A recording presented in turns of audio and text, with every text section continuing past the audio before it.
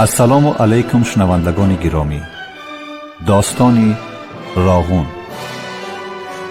پرزیدنت جمهوری تاجیکستان محترم امامعلی رحمان در مراجعتنامه خود به مردم کشور 5 ینوری سال 2010 تأکید نمودند که راغون سرچشمه افتخار ملی هر یک فرزند تاجیکستان و رمز سربلندی امروز و فردای ماست. راغون هستی ملت ما و حیات و ممات دولت تاجیکستان است. در پرتو این سخنرانی سرور دولت اثر نویسنده شناخته تاجیک شیرعلی موسی داستان راغون را در قرائت قربان صابر تقدیمتان می سازیم. گفتار 4.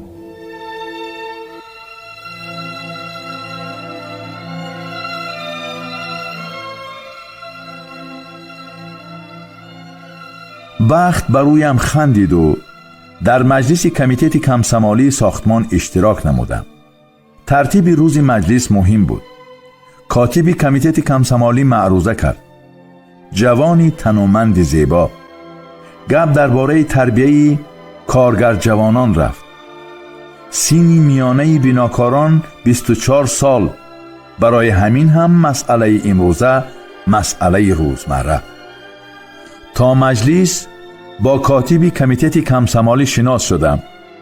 شما چند ساله رفیق کاتب؟ 25 ساله. نامتان چی؟ عظیم جان. فامیلیم یوسفوف. یوسفوف کمی شرم داشت، حتی سرخ شد. وی با احترام و افتخار درباره کمسمالان، درباره ساختمان گپ زد. به کابینت جوان بی تق تق در آمد. جیغ زده بودید؟ عالم، جواب داد کاتب. کارها چه خیل؟ نقص. کوتاه جواب داد عالم.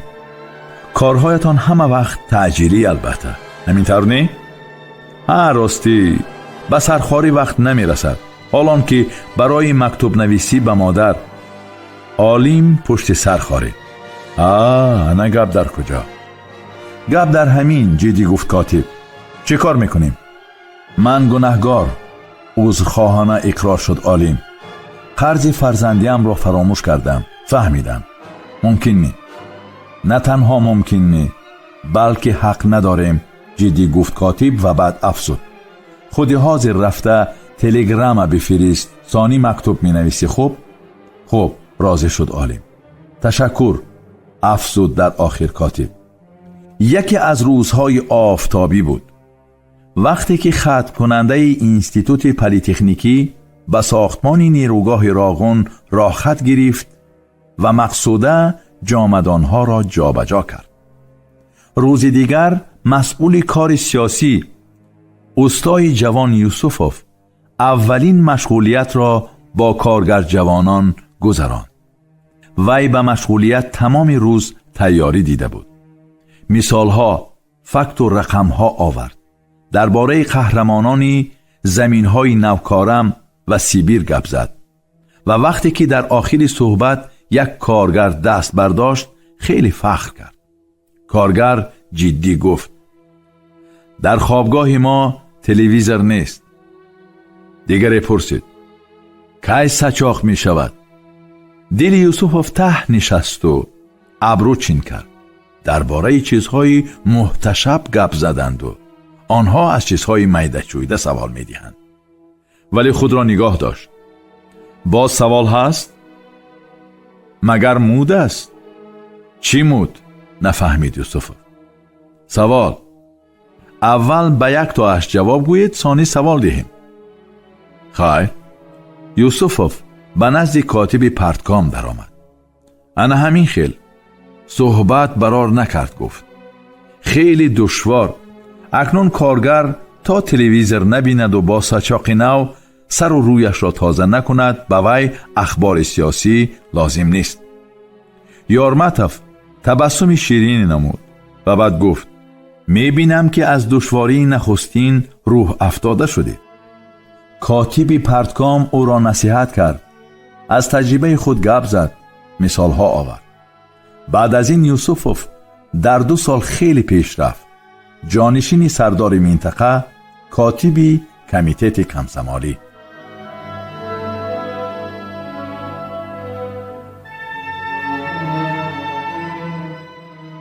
در کشاده شد و دخترک نمودار گشت. یوسفوف با اشاره سر اجازت در آمدن داد. وی در آمد. در دستش کودک بود. رنگ و روی مادر جوان پریدگی. با آواز پست گپ میزد. شوهرش جوان نابکار چون فهمید که پدر می شود، از راغون به طرف نامعلوم گریخت. در خوابگاه که آنها استقامت می کنند، کودک هیچ کس را خوابیدن نمی ماند. وی خواهش می کرد که در بابت استقامتگاه یاری رسانند. وی از کجاست؟ از کجا؟ راستی نمی دانم. قید شده بودید؟ نه، قید نشدم. او گفت که بعد قید می کنیم. آخر من به او باور می کردم. کی؟ باوری چیزی نه است، لیکن دیدید از حد زیادش به سر کس تشویش زیاد می آرد. یوسفوف به فکر فرو رفت. چی باید کرد؟ در حقیقت به استقامتگاه تأمین کردن حالا دشوار است، لیکن باید حل کرد. خیر، زیغ نشو، یگان علاج می یابیم.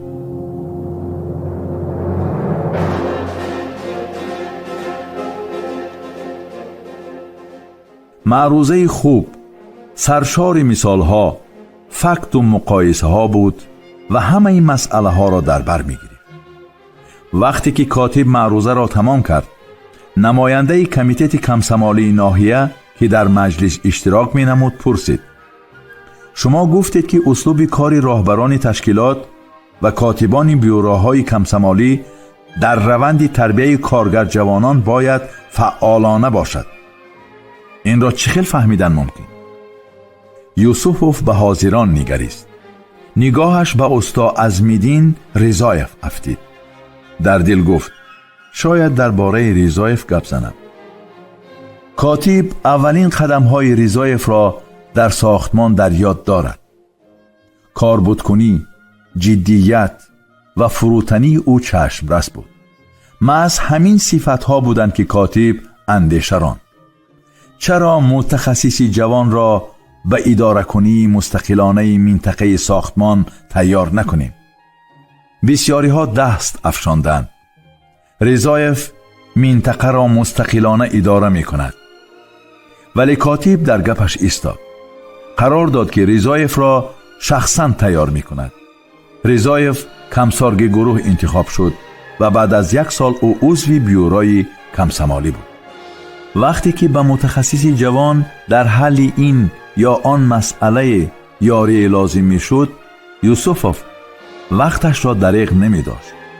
بعد 1 سال او را استاد تعیین کردند و از کار وی خود سردار ساختمان قناعتمند بود. یوسفوف باز یک بار دیگر به حاضران نگریست. نه، وی تاریخ کمالیابی رضایف را نقل نکرد. آخر در تجربه کاری او چنین مثالها بسیارند. به سوال کاتب باشد چنین جواب داد: اسلوب فعالانه به فکر من این مناسبت همه طرفه به تربیه است. به جوانها بیشتر باور کردن، آنها را در وضعیت جسورانه تر ماندن لازم است که در آن خود را نشان داده توانند.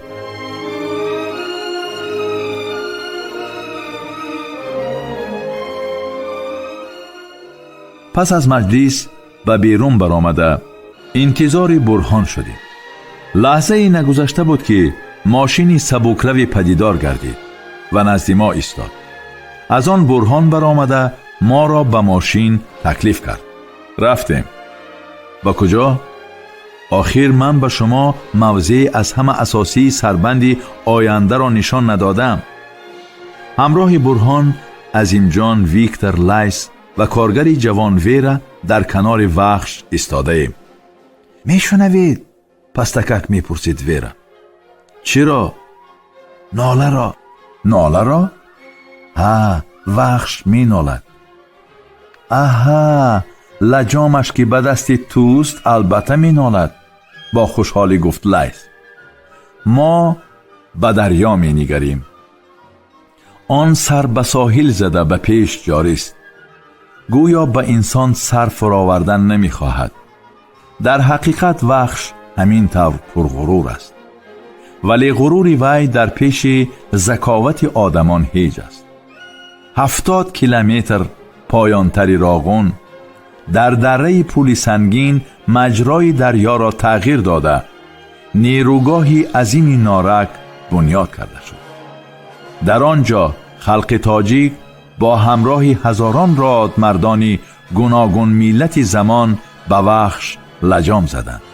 شاعر روس کولیکوف در وصف رامشوی وحش پراسرار خیلی خوب گفته است: با شجاعت آدمی ملک سوید پیش راهی رود و دریاها گرفت. آنچه او بینمود با دریای وحش در قطار شاهکاری جا گرفت. پیش راهی وحش را بگرفته گفت: رو به هر یک تشنه لب دشت و دمن. وحش هم بینمود اجرا امر او، دشت های تشنه شد باغ و چمن. او انا در آنجا سربند ساخته می شود، گفت کمسارگ یوسفوف. بلندیش 335 متر. این از منار ایفل و سربند نارک 50 متر بلندتر است. برای بنیاد آن 71 میلیون کوبمتر جنسی کوهی استوار کرده خواهد شد که آن از نارک 18 میلیون کوبمتر زیادتر است. ثانیاً مصالح بناکاری با ماشین‌هایی و به واسطه خطهای مخصوص کانویری کشانیده می شود که درازیش بیشتر از 20 کیلومتر، وسعگی تسمه آن 2 متر، محصولناکیش 2000 کوبمتر در 1 ساعت خواهد شد. از همه اساسیش به گپ همراه می شود برهان. در تجربه الکتراستانسیا سازی اتفاق سوویتی بار اول بنای نیروگاه راغون را در تگ کوه می سازند. ساختمانچیان در چقوری 400 متر کار خواهند کرد. این خانه داخلی کوهی 200 متر درازی و 70 متر بلندی خواهد داشت. بله، گپی برهان را تقویت داده سخنش را دوام می دهد یوسفوف. آب زم کرده 6 اگریگات را به کار می درآورد. هر یکی آنها 600,000 کیلووات ساعت نیروی برق حاصل می کند. می دانید، علاوه می کند یوسفوف، اینجا پیشتر آشیان عقابان نام داشت. عقابها بلندی را می پسندند. حالا هم عقابان هستند؟ آنجایی که ما باشیم عقاب چی کار می کند؟ خندیده می گوید ناویکوف. ویرا جان، شما در اینجا بعدی 10-15 سال با خوشحالی زندگی می کنید. کی زندگی می کند و کی نه؟ جواب می دهد او. چه خیل دلتان می شود که این خیل جای زیبا را پرتافته روید؟ با شما معقول؟ بسیار معقول. این طور باشد تماما کوچیده آید. البته می آیم. بله، در اینجا جوانان چون آب و هوا ضرورند. در دل تکرار می کنم من. و ویرا ناگاه از من می پرسد: باز شما می آمدگیستید؟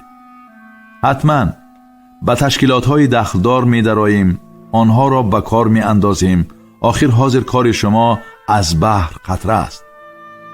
آفتاب غروب می کرد. وی تارهای زرینش را از وادی ها غون داشته، مثل لعلی طلایی به پس تل و تپه ها غیریده می رفت. گرد و اطراف را آهسته آهسته پرده تاریکی فرا می گرفت. موجهای وحش به ساحل زده پاش می خوردند. خیر، وحشی پر اسرار، راهی سفید به تو. وعده حتمنی من 27 سال طول کشید. من این را حتی تصور کرده نمی توانستم. چی علاج؟ زمانه به من نساخت. جز آن که تن به تقدیر دهم چاره نبود.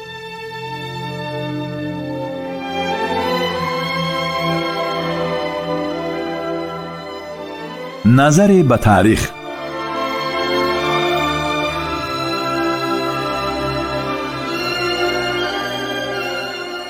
ماشین رو به مشرق به راه افتاد. گای یولی سزار می گفت همه راه ها به روم می برند. من می گویم اگر من سزار می شدم می گفتم همه راه ها به راغون می برند. شب آهنگ بیداری می نواخت. هوا صاف و بی‌غبار بود. ستاره های آسمان هنوز با رنگ نیلی و زمردگون نورافشانی می کنند. ستاره ها به من چشمک می زنند. گویا مرا شناختند. از کودکی با ستاره ها چشم دوختن را دوست می دارم.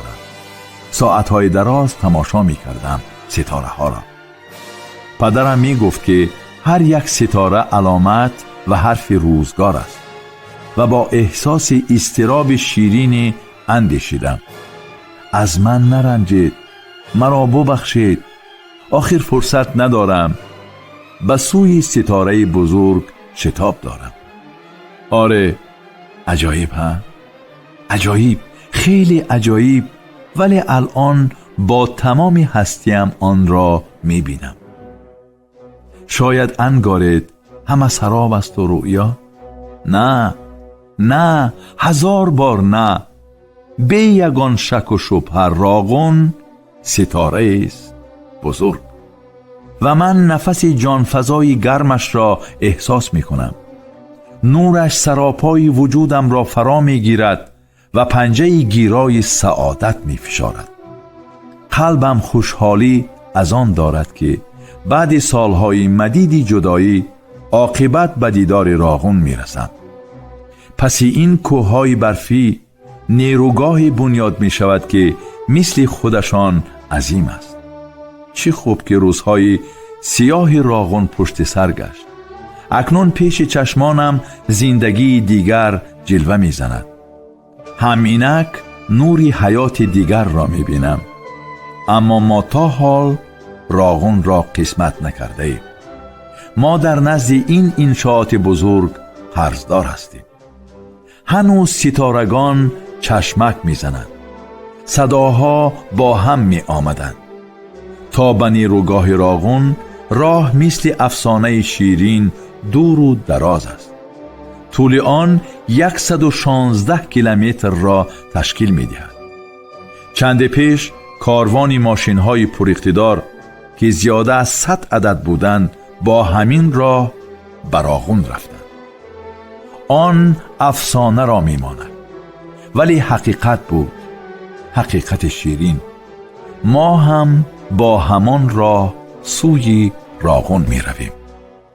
راه ها ما را به کجاهای نمی برند، باکی های روبرو نمی کنند. من دوست می دارم راه را، زیرا کسب من طلب می کند که همیشه در راه باشم. من دوست می دارم راه را، زیرا کسب من طلب می کند که همیشه در راه باشم.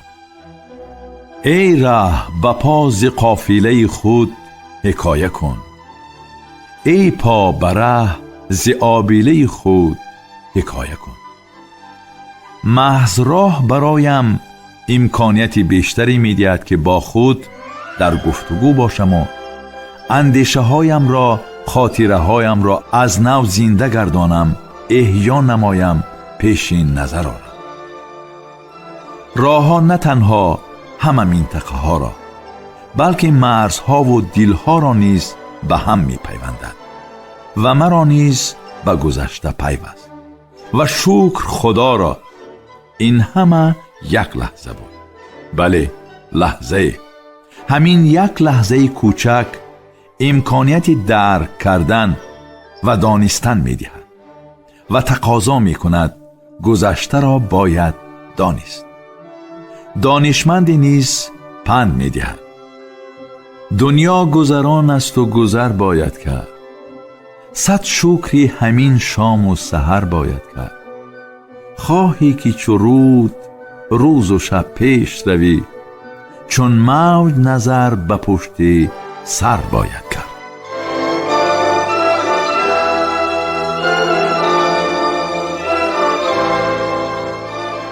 آره، انسان باید از گذشته با خبر باشد. به آن نمیتواند امروز و آینده را درک نماید، زیرا انسان با آینده خود با گذشتهش نگاه میکند. گذشته راغون هم نشاط‌آور است و هم فاجعه بار. اولین کشافان هنوز ماه مارس سال 1931 آمده موضع بنیاد نیروگاه راغون را معین کردند. کار در نیروگاه راغون 10 ایول سال 1972 آغاز یافت. ورقه اولین شروع کار را سردار منطقه ساختمانی اتحادیه عمومی اتفاقی گیدراسپتسترای بریس پتروویچ سابلیف پر کرد. در آن نام 6 نفر ثبت یافته بود. بعدتر نام 2 نفر کارگر تهجایی ثبت یافته گروهی کاری از ملت‌های گوناگون مرتب گردید. اولین گردی همایی با شکوه 27 سپتامبر سال 1976 در سری پولک آراسته شد که در آن کاتب اولی کمیته مرکزی پارتی کمونیستی تاجیکستان جبار رسولوف سخنرانی نمود و ماهیت قرار انجمن 25 کپسس را راجع به ساختمان نیروگاه برقی آبی راغون در تاجیکستان شرح داد. در راغون ماه مارس سال 1977 تشکیلات ابتدایی کمسمالی تأسیس یافت که آن 20 نفر جوانان را متحد می‌کرد.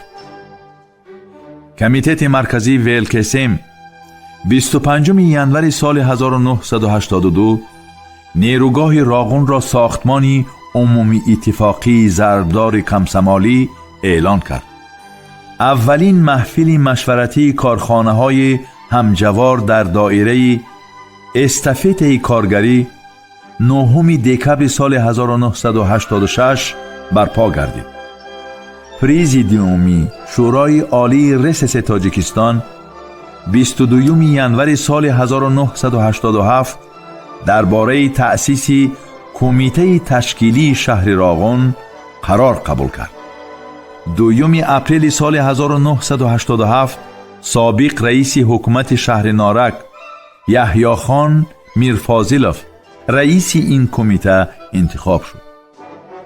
کنفرانس اولین حزبی شهر 16 می سال 1987 برگزار شد.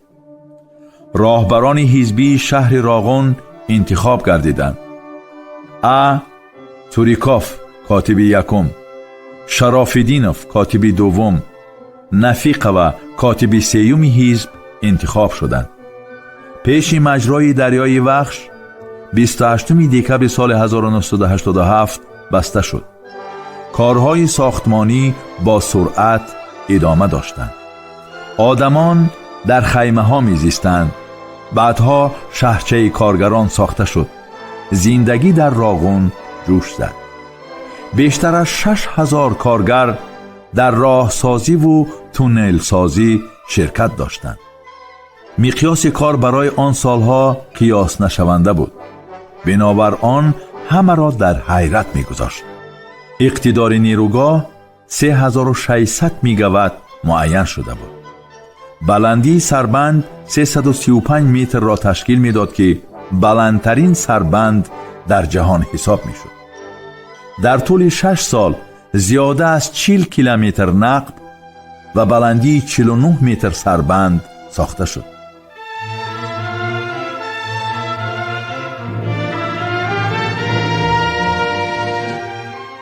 اما صد افسوس که دنیا به یک رنگ نمی مانده است.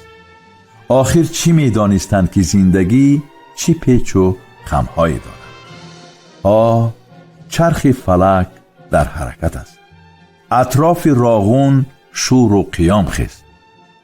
دشمنان ملت تاجیک برنامه حاوی مضمون عاقبت فاجعه بار نیروگاه برقی آبی راغون مرتب ساختند. و ده به ده گشته آن را تبلیغ و تشویق نمودند. در این کار خیر شخصیت‌های نامدار و معتبر کشور کمری همت بسته خدمت خیرسانه کردند. همین طور با راه کارگیری آنها نفران خودناشناس و خدا بیخبر و پیشی پابین به شور و ولوله آمدند. راغون را سیاه کردند، انشاءات ضرر آور نامیدند. بالای سوخته نمکاب گفتگی بر این مخبری مخصوص روزنامه پراودا آتاخان لطیفی 21 نوامبر سال 1988 مقاله با نام سربند انتشار کرد که در آن آمده است آبانبار راغون چندین میلیارد متر مکعب آب بحر ارال را می گیرد. ارال باز هم خورد و بیابانی وسیع خواهد شد. دایره تأثیر طوفان‌ها وسیع می گردد. بسیار شهر و قشلاق‌های ازبکستان، قزاقستان، ترکمنستان دچار چنگگرد و نمک ذروی اتمسفری می گردند. چی سخنان خنده آوری و در عین حال زهرآلوده. این مقاله به مردم هنگامجو دستک شد. صدای اعتراض آنها تا به میدان سرخ شهر مسکو رسید. مرد سرخینه‌روی در لوح خاطره‌ام یک پیدا شد و غیب زد و مثل رؤیا. کی بود او؟ او رئیس کمیته دولتی ساختمان و معماری SSR بوریس نیکولایویچ یلتسین بود که به تاجیکستان آمد. از بس که بوریس نیکولایویچ یلتسین کار ساختمان را خیلی خوب می‌دانست، همراه ما از تمام قسمت‌های ساختمان بازدید کرد و از بزرگی ساختمان، جسورانه حل کردن مسئله‌های تکنیکی، اعتماد قوی، روح بلندی و شوق و ذوق کارگران و مهندسان به وجد آمد. در روی یلتسین تبسم دویده چهرهش را منور گرداند، اما هیچ کس پی نمی برد که در تبسم او چی فریب، در سخنش چی مکر نهان است. وقتی که شام در تالار با شرکت 400 نفر مسئله ساختمان بررسی می شد، تنها یک سوال به خاطر خاتمه دادن به چنین بحث ها مطرح شده بود: ما سد نیروگاه را تا بلندی 335 متر بنیاد کنیم یا نه؟ یلتسین چنین پاسخ داد: تنها کسی ناقص العقل از بنیاد چنین انشاءات پرمنفعت خودداری می کند.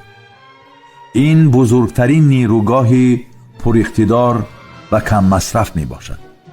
باید حتما نیروگاه در همین سدی 335 متر ساخته شود.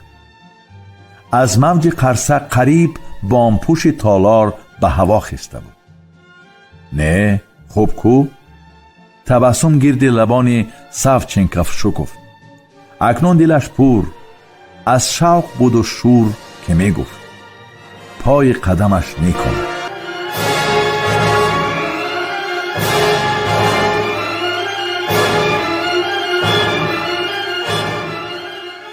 شما خوانش بدیعی را از روی اثر نویسنده شناخته تاجیک شیرعلی موسی داستان راغون در قرائت قربان صابر شنیدید. کارگردان الهام کنجیف. پایان گفتار 4.